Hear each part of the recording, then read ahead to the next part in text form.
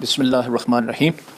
السلام علیکم بچوں، آج لیسن نمبر 2 کی میں آڈیو ریکارڈنگ کرنے لگا ہوں۔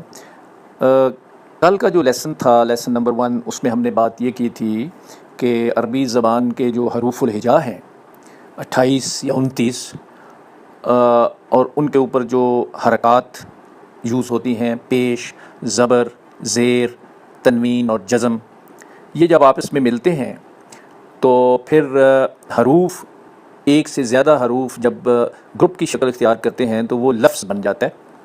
اور لفظ جو ہے اگر وہ بامانی ہو تو اس کو کلمہ کہتے ہیں۔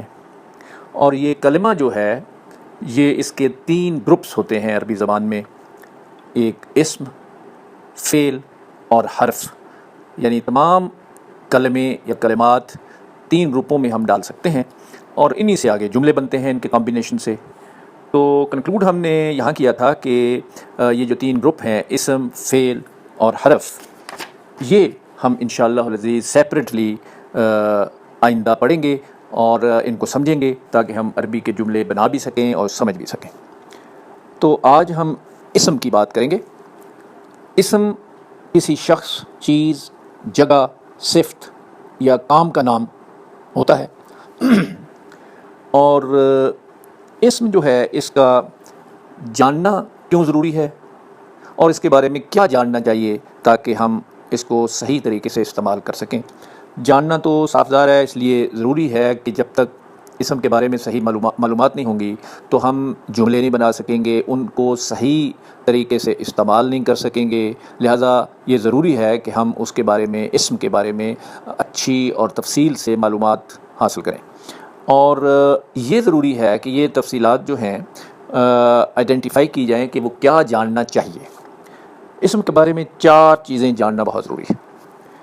پہلی چیز، اسم کا جینڈر کیا ہے، مذکر ہے یا مؤنث ہے، میسکولن یا فیمنن جیسے ہم انگلش میں کہتے ہیں۔ دوسری، ہمیں پتہ ہونا چاہیے کہ وہ اس کا عدد کیا ہے، یعنی نمبر کیا ہے، واحد ہے، مثنیٰ ہے، مثنیٰ 2 کو کہتے ہیں، یا جمع ہے۔ اسی طرح پھر ہمیں یہ پتہ ہونا چاہیے کہ وہ معرفہ ہے یا نکرہ ہے۔ اب معرفہ اور نکرہ کی ٹرمنالوجیز بعد میں انشاءاللہ آپ کو ایکسپلین کریں گے، لیکن وہ بالکل ایسے ہے کہ اگر کوئی عام اسم ہے تو اس کو ہم نکرہ کہتے ہیں۔ مثال کے طور پہ کتاب، بک، کوئی بھی کتاب ہو سکتی ہے۔ تو جب کسی خاص بک کی طرف ہم ریفر کریں تو اس کو ہم کہتے ہیں الکتاب، اور وہ ہوتی ہے دا بک۔ تو جیسے بک اور دا بک میں ڈفرینس ہے، یہی معرفہ اور نکرہ میں ہے۔ جب ہم پڑھیں گے تو انشاءاللہ کلیئر ہو جائے گا۔ اور آخری چیز ہمیں اسم کے بارے میں جاننی چاہیے، وہ ہے اعراب۔ اب یہ اعراب کی ٹرمنالوجی بھی اس وقت آپ بالکل بھول جائیں، کیونکہ انشاءاللہ العزیز اس کو ہم جب پڑھیں گے تو یہ بڑے آسان طریقے سے سمجھ میں آ جائے گی کہ اعراب ہوتا کیا ہے، بیکاز اعراب کا لفظ تو آپ نے سنا ہی ہے۔ تو 4 چیزوں کے بارے میں ہمیں علم ہونا چاہیے جہاں تک اسم کا تعلق ہے۔ اب پہلی چیز، جنس یا جینڈر جو ہے اس کے بارے میں آج ہم پڑھ لیتے ہیں۔ جینڈر 2 طرح کے ہوتے ہیں ہر زبان میں، مذکر اور مؤنث۔ اور یہ ازیوم کیا جاتا ہے کہ عربی زبان میں استعمال ہونے والا ہر اسم مذکر ہے جب تک اس کا مؤنث ہونا ثابت نہ ہو۔ یعنی عام طور پہ مذکر ہی اسم کے طور پہ ہم سمجھیں گے کہ ہمیں نظر آ رہے ہیں پڑھتے وقت، لیکن اس کا مطلب یہ نہیں کہ مؤنث ہیں، نہیں بہت زیادہ مؤنث ہیں، لیکن ازیوم یہ کرتے ہیں کہ مذکر سے ہم نے کام عربی لینگویج لکھنے یا پڑھنے یا سیکھنے کا کام شروع کیا، اور اس میں جو نشانیاں ملتی جائیں مؤنث کی وہ ہم آئیڈینٹیفائی کرتے جاتے ہیں۔ اب یہ جو مؤنث ہے نا، اس کی 2 قسمیں ہیں۔ ایک تو مؤنث ہے جو ایکچولی فیمنن ہوتے ہیں، اس کو ہم کہتے ہیں مؤنث حقیقی۔ مثال کے طور پہ ماں کو کہتے ہیں، بنت لڑکی کو کہتے ہیں، اخت بہن کو کہتے ہیں۔ اب یہ ساری چیزیں جو ہیں یہ حقیقی طور پہ مؤنث ہیں، فیمنن ہیں، اور اردو میں ان کو مادہ کہتے ہیں، انگلش میں فیمنن کہتے ہیں۔ ایک تو یہ ہے مؤنث حقیقی۔ اچھا، ایک دوسری مؤنث بھی عربی میں استعمال ہوتی ہے، وہ غیر حقیقی اس کی ٹرمنالوجی یوز نہیں ہوتی، لیکن وہ آپ کہہ سکتے ہیں کہ وہ حقیقت میں مؤنث نہیں ہوتی، لیکن وہ لفظی طور پر مؤنث سمجھی جاتی ہے۔ استعمال کے طور پر اس کو ہم مؤنث کہتے ہیں، اور اس کے لیے لفظ یوز کرتے ہیں مؤنث لفظی، یعنی لفظوں کی بناوٹ کے لحاظ سے اس کا استعمال فیمنن کے طور پہ یوز ہوتا ہے۔ یہ فرق ہے مؤنث حقیقی اور مؤنث لفظی میں۔ مؤنث لفظی جو ہے، مثال کے طور پر مروحتن یہ ایک عربی میں پنکھے کو ہم کہتے ہیں، پنکھا. اب اردو میں پنکھا جو ہے نا وہ ہم یوز کریں گے تو مذکر کے طور پہ یوز کریں گے، لیکن مرواحتن اپنے کنسٹرکشن کے لحاظ سے لفظی طور پر اس کو ہم مؤنث کے طور پہ استعمال کریں گے. آگے دیکھیں گے کہ وہ ایسا کیوں ہے. تو مؤنث حقیقی کو سمجھنے میں تو کوئی مشکل نہیں ہے، جو حقیقی طور پر مؤنث ہے اس کو ہم مؤنث کے طور پہ یوز کر لیں گے، لیکن جو مؤنث لفظی ہے اس کو فردر سمجھنے کی ضرورت ہے. اور یہ آپ یوں سمجھیں کہ یہ بھی دو طرح کے ہوتے ہیں. ایک ہوتے ہیں مؤنث علامتی طور پر وہ مؤنث ظاہر ہوتے ہیں، اور بڑا آسان اس کا یہ ہے کہ عربی میں ایک ہوتی ہے گول تے، یعنی ہے گول ڈال کے اور اوپر دو نقطے ڈالتے ہیں. ہر وہ اسم جس کے آخر میں یہ گول تے ہو اکثر اوقات زیادہ تر 95% کیسز میں اس کو ہم مؤنث کے طور پہ یوز کرتے ہیں. مثال کے طور پہ یہی جو پہلے میں نے مثال دی تھی مرواحتن، اس کے اینڈ پہ تے گول ہے تو دو نقطے بھی ہیں اس کے اوپر، لہذا یہ مؤنث ہے. اسی طرح ایک اور لفظ ہے غرفتن، تے گول اینڈ پہ ہے، کمرہ، اس کا مطلب ہے تو کمرہ بھی مؤنث کے طور پہ یوز ہوگا.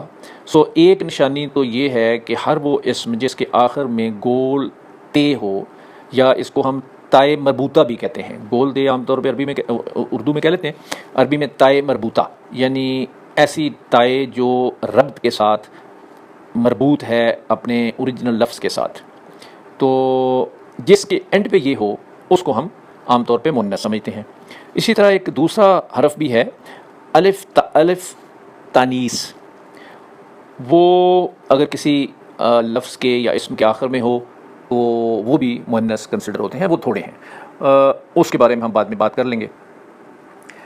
اچھا، اب دوسری قسم جو مؤنث کی لفظی مؤنث کی دوسری قسم ہے وہ ہے مؤنث سماعی، یعنی سن کے تجربے کے ساتھ. جن لوگوں کو عربی زبان ہے جن کی، انہوں نے وقت کے ساتھ ساتھ تجربے کی بنیاد پر سن کے یا عام طور پر پریکٹس میں اس کو اس طرح سے یوز کرنا شروع کر دیا کہ وہ وقت کے ساتھ ساتھ مؤنث کے طور پہ یوز ہوتے ہیں. سماعی کا مطلب ہوتا ہے سنی ہوئی چیز، یعنی اس کا کوئی قاعدہ نہیں ہے، کوئی اصول نہیں ہے یا کوئی نشانی نہیں ہے، بلکہ وہ سنی ہوئی چیزیں جو ہیں وہ ان کو مؤنث کے طور پہ استعمال کرتے ہیں. اور آپ یوں سمجھیں کہ یہ کوئی 6-7 طرح کی چیزیں. مثال کے طور پہ ہواؤں کے نام کو مثلا ریحن، سرسرن، بادن وغیرہ وغیرہ، یہ سب مؤنث کے طور پہ یوز ہوتی ہیں. آگ کے جتنے بھی نام قرآن پاک میں آئیں گے وہ بھی مؤنث کے طور پہ، جہنم، جہیم، سعیر، سقر، نار، یہ سب آگ کے نام ہیں. اسی طرح شہروں اور ملکوں کے نام، مکہ، پاکستان، مصر، یہ سب مؤنث کے طور پہ یوز ہوتے ہیں. اس کا کوئی اصول نہیں بنانے کا، لیکن یہ وقت کے ساتھ ساتھ ووکیبلری بنتی جاتی ہے اور پتہ چلتا جاتا ہے کہ یہ مؤنث ہیں. اور پھر جسم کے وہ حصے جو دو ہیں، مثلا ہاتھ ہیں، ید، قدم، اذن کان کو کہتے ہیں، 2 ہیں کان، عین آنکھ کو کہتے ہیں، 2 آنکھیں ہیں. تو یہ جو دو پارٹس ہیں جسم کے وہ بھی مؤنث کے طور پہ یوز ہوتے ہیں. اسی طرح کئی اور چیزیں ان کے علاوہ ہیں، عرض، شمس، نفس، دار، یعنی یہ وہ ووکیبلری ہے جس کے بارے میں ابھی آپ کو گھبرانے کی ضرورت نہیں، یاد کرنے کی ضرورت نہیں، صرف ایک کانسیپٹ ڈیولپ کرنے کی ضرورت ہے کہ یہ اسم جو ہوتے ہیں وہ مذکر بھی ہوتے ہیں، مؤنث بھی ہوتے ہیں. کچھ مؤنث بنانے کا طریقہ ہے، کچھ ویسے ہی اہل زبان ان کو مؤنث کنسیڈر کرتے ہیں. اور یہ جاننا اس لیے ضروری ہے کہ جب ہم جملے بنائیں گے تو اس وقت ان کا خاص طریقہ ہمیں ذہن میں رکھنا ہوتا ہے کہ جملے میں اگر مؤنث ہے تو اس کو کس طرح کا جملہ بنے گا، مذکر ہے تو کس طرح کا بنے گا.